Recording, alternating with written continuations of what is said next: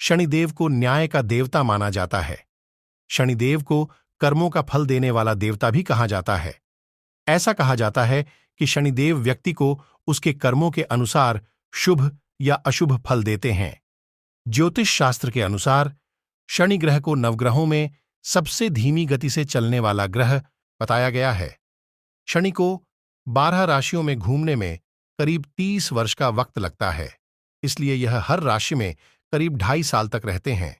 शनि एक राशि में करीब 2.5 साल तक रहते हैं। 3 भावों में होने के कारण कुछ 7.5 साल का अंतराल होता है। इस कारण शनि के इस विशेष गोचर को शनि की 7.5 कहा जाता है। ज्योतिष शास्त्र के अनुसार हर व्यक्ति को जीवन में एक बार शनि की 7.5 का जरूर सामना करना पड़ता है। किसी राशि पर 7.5 3 चरणों से होकर गुजरती है, जिसमें पहला, दूसरा और तीसरा चरण होता है। 7.5 के पहले चरण को शुरुआती 7.5 कहा जाता है। दूसरे चरण की 7.5 को चरम काल वाली 7.5 कहते हैं और तीसरे चरण की 7.5 को उतरती हुई 7.5 कहते हैं। ज्योतिष शास्त्र के अनुसार 7.5 का हर एक चरण 2.5 साल का होता है। इस तरह से 7.5 के खत्म होने पर पूरे 7.5 साल का समय लगता है। शनि की 7.5 का पहला चरण 7.5 के पहले चरण को सबसे ज्यादा कष्टकारी कहा जाता है। जब किसी व्यक्ति के जन्म राशि से पहले वाली राशि में शनिदेव प्रवेश करते हैं तो इसे 7.5 का पहला चरण कहा जाता है। शनि की 7.5 का दूसरा चरण 7.5 का दूसरा चरण पहले चरण के अपेक्षा कम कष्टकारी होता है। जब किसी व्यक्ति की राशि में शनिदेव प्रवेश करते हैं तो इसे 7.5 का दूसरा चरण कहा जाता है। शनि की 7.5 का तीसरा चरण शनिदेव जब किसी व्यक्ति की जन्म राशि से निकलकर अगली राशि में प्रवेश करते हैं तो इसे 7.5 का आखिरी चरण कहा जाता है। शनि की 7.5 से लोगों के मन में भय पैदा हो जाता है। शनि सभी ग्रहों में सबसे मंद गति से चलने वाले ग्रह हैं, इसलिए इनका प्रभाव जिन जिन राशि वालों के ऊपर होता है उसका असर लंबे समय तक रहता है। अगर यह शुभ परिणाम दे तो करियर में सफलता मिलती है। व्यक्ति को आकस्मिक रूप से धन और उच्च पद मिल जाता है। साथ ही व्यक्ति को विदेश से लाभ होता है और विदेश यात्रा के योग भी बन जाते हैं। अगर 7.5 अशुभ परिणाम दे तो रोजगार के रास्ते बंद हो जाते हैं। स्वास्थ्य की जटिल समस्याएं हो जाती हैं। कभी कभी दुर्घटनाओं और अपयश का भी सामना करना पड़ता है। 7.5 सबसे ज्यादा मानसिक स्थिति पर नकारात्मक असर डालती है।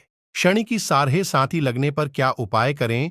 शनि की 7.5 के बुरे प्रभाव से बचने के लिए शनिवार के दिन किसी गरीब ब्राह्मण या जरूरतमंद को तिल और सबूत दाल का दान करना चाहिए। शनि की 7.5 के बुरे प्रभाव को कम करने के लिए रोज सुबह और शाम शनि मंत्र ऊं शम शनैश्चराय नमः का जाप करना चाहिए। जिस व्यक्ति के कुंडली में शनि की 7.5 चल रही हो उसे शनिवार को पीपल के वृक्ष के नीचे सरसों के तेल का दीपक जलाना चाहिए और हनुमान चालीसा का पाठ करना चाहिए। शनि की 7.5 के प्रभाव को कम करने के लिए व्यक्ति को भोजन में सरसों का तेल, काले चने और गुड़ का प्रयोग करना चाहिए। शनि की 7.5 के बुरे प्रभाव से बचने के लिए अपने व्यवहार और आचरण को अच्छा रखना चाहिए। किसी के लिए भी मन में गलत भावना नहीं लानी चाहिए। शनि की 7.5 के बुरे प्रभाव को कम करने के लिए जातक को एक लोहे का छल्ला बाएं हाथ की मध्यमा अंगुली में धारण करना चाहिए।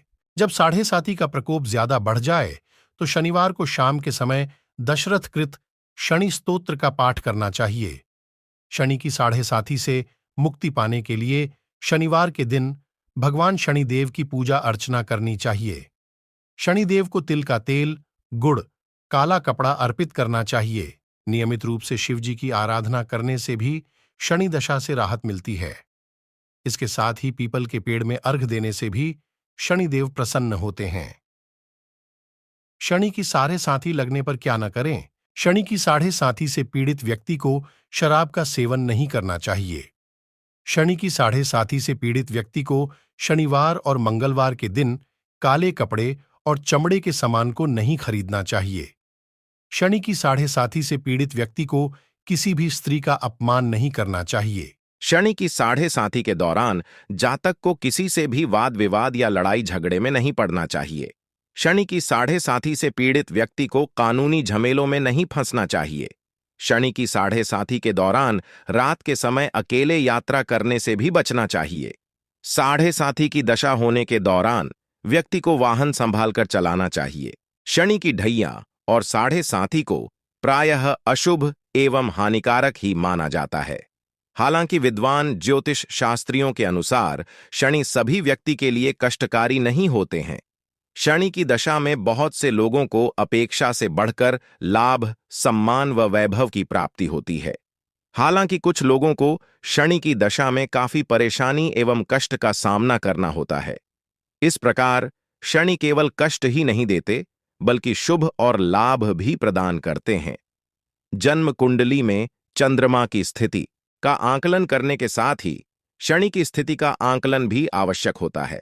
अगर लग्न वृष, मिथुन, कन्या, तुला, मकर अथवा कुंभ है तो शनि हानि नहीं पहुंचाते हैं, उनसे लाभ व सहयोग मिलता है। शनि यदि लग्न कुंडली व चंद्र कुंडली दोनों में शुभ कारक है तो किसी भी तरह शनि कष्टकारी नहीं होता है। कुंडली में स्थिति यदि इसके विपरीत है तो साढ़े साथी के समय काफी समस्या और एक के बाद एक कठिनाइयों का सामना करना पड़ता है। धन्यवाद।